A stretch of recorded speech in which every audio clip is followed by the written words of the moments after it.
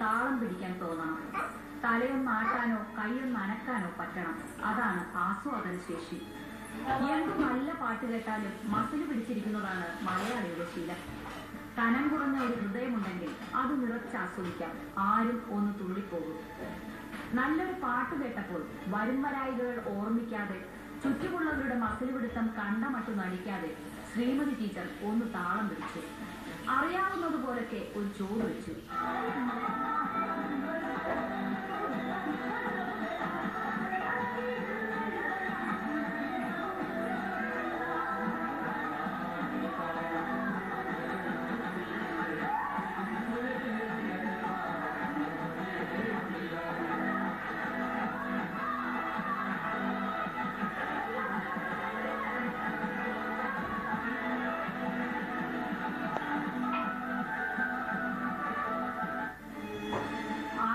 പറയുന്നു ഇത് പാർട്ടിയിൽ വലിയ ചർച്ചയാകുമെന്ന്. ശുദ്ധ ഭോഷ്ക്ക് പൊട്ടിച്ചിരിക്കാൻ തോന്നുന്നു.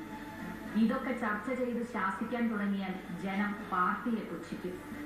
സത്യത്തിൽ PK ശ്രീമതിയുടെ മാതൃക പിന്തുടരുകയാണ് മറ്റു സഖാക്കൾ ചെയ്യേണ്ടത്.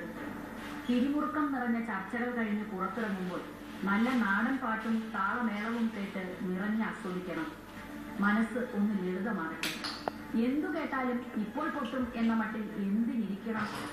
ഒന്ന് താളം പിടിച്ചാലോ ചോറ് വെച്ചാലോ തകർന്നു പോകുന്നതല്ല പാർട്ടി അച്ചടക്കം.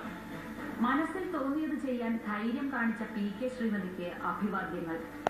നൃത്ത ചുവടുകളുടെ 100 ചുവപ്പൻ പൂക്കൾ AKG സെന്ററിലും സംസ്ഥാന സമ്മേളന വേദിയിലും വിരിയട്ടെ. പിണറായി വിജയനും VS അച്യുതാനന്ദനും കോടിയേരി ബാലകൃഷ്ണനും ഒരുപോലെ തലയാട്ടി താളം പിടിക്കുന്ന നല്ല വിപ്ലവ ഗാനങ്ങൾ എങ്ങും മുഴങ്ങട്ടെ.